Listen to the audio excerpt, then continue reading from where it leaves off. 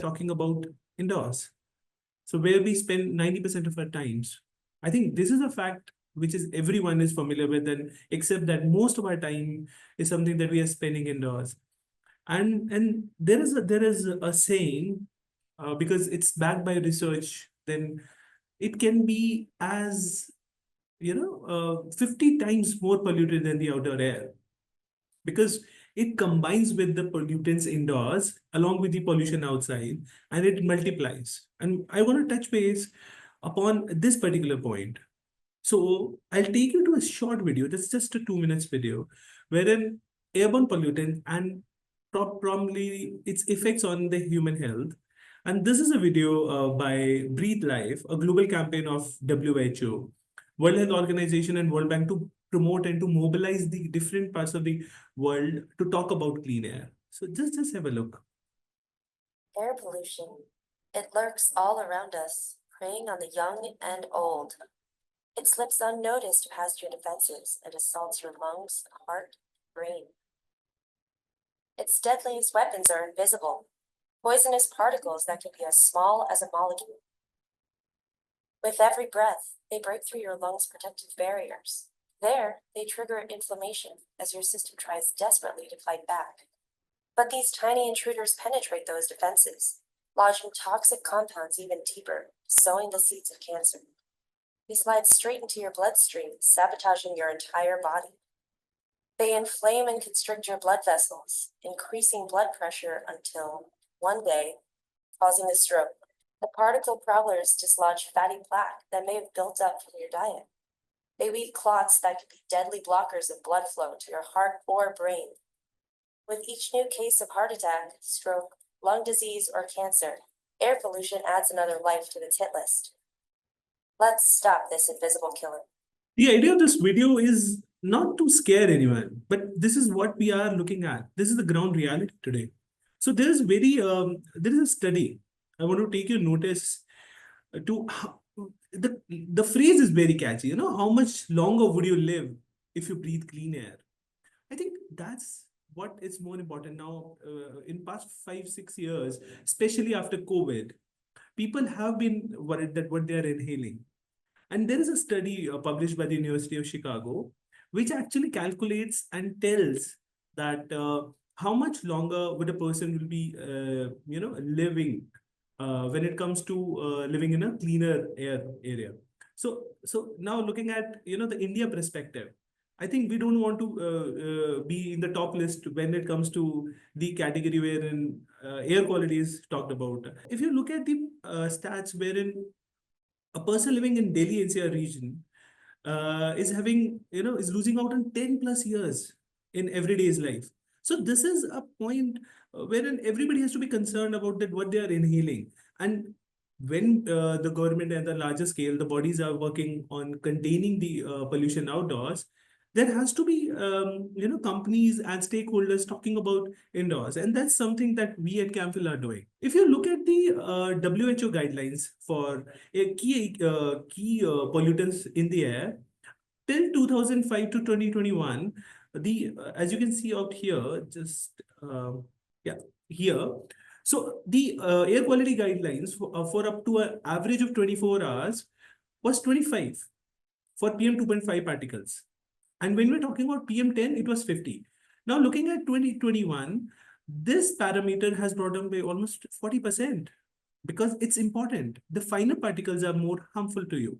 And I think my esteemed panelists have already shared that what is the effect of finer particles on the lungs. PM10 remains same. It's almost 10% if you look at it, but there is a dip of almost 40% because it's a point of concern. So PM 2.5 is acknowledged by WHO worldwide that it has to be in this particular range. And in India, it's on an average is 115 to 120 AQI throughout the year. So now I want to touch base on how airborne pollutants affects the outdoors, as well as how it's going to multiply. As I started with the statement, it's going to be up to 50 times more polluted, how it affects indoors. So this is a short video. Just have a look. How does it enter the video? A much less known fact is that the smallest particles in the air, PM1s, are the most dangerous. If PM10s were up to the size of a sperm whale, PM2.5s could be as big as an elephant. And PM1s could be the equivalent of a human. The basic idea of ventilation is to mix indoor air with outdoor air. In a ventilation system with inefficient filters, particles of varying sizes can enter the building and consequently the human body. The human body can filter coarse particles. 10 micron particles can be stopped as they enter the throat. 2.5 micron particles are dealt with in the lungs and alveoli.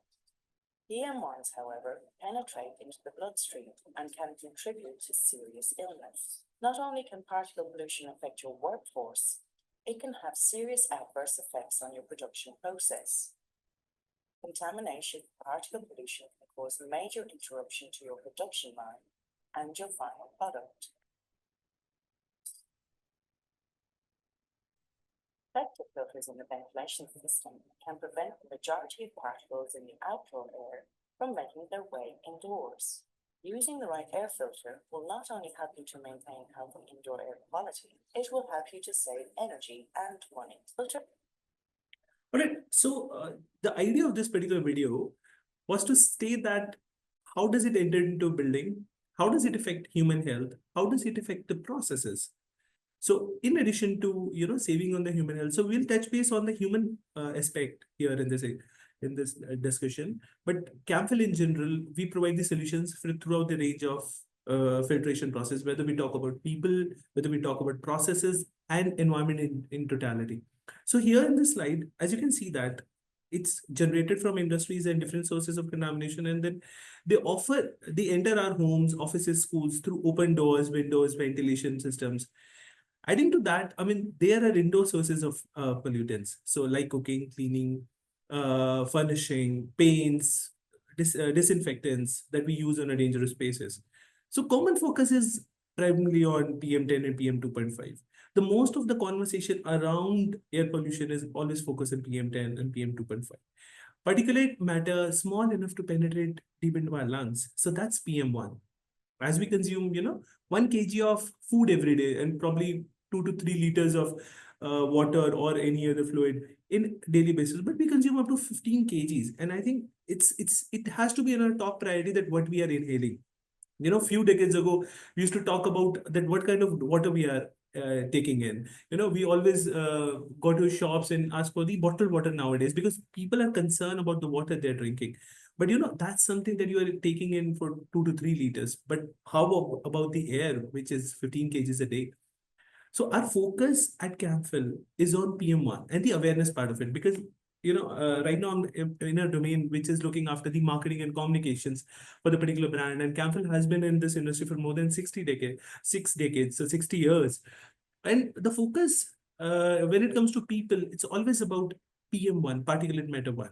So how about this size? So I think this point has been already discussed in last 1 hour. So I'll just quickly take you through. So the porous, the finer, the porous particles up to 10 microns can reaches your respiratory ducts, can decrease lung function. But when we're talking about 2.5, these are the fine particles that can penetrate through the lungs and cause decreased lung function and skin and eye problems. Then we are talking about PM1. This is a point of concern. Inhalable particles can enter the bloodstream and lead to tumors, cardiovascular diseases, and dementia. All the disorders like this. And then there are smaller particles, which comes under the category of VOC. I mean, I've taken just few of these screenshots throughout. These are the newspaper cuttings and the publications throughout the world. So where there is a direct link with the air quality that people are taking in and related to the diseases. I mean, there are few things that we don't even hear about it every day. So this was published in Sky News. So baldness is something that's linked to air quality. Happiness is related to air quality. There are so many evidences which says that Alzheimer, the diseases, the toxic diseases, like Alzheimer's are related to air quality. So now we are talking about a particle which is smaller than that. So that's comes under the volatile organic compounds, VOCs that we call it. These are basically the gases from varying from formaldehyde that can come from furniture or presswoods and paints, benzene, toluene, xylene, acetone. And you know what? Acetone is something that you are familiar with. It's in nail polish removers and cleaning agents, something like that. So these are the everyday indoor volatile pollutants that you come along with every other day. So what are the health effects of VOCs?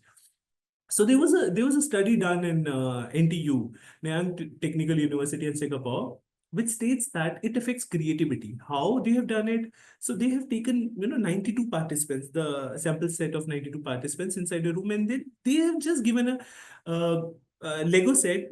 That's a complex Lego set, and played in a simulated office environment.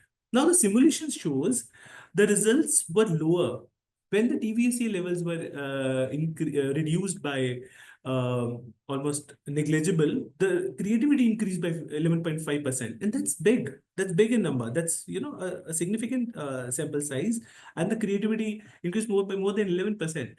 So that's something interesting.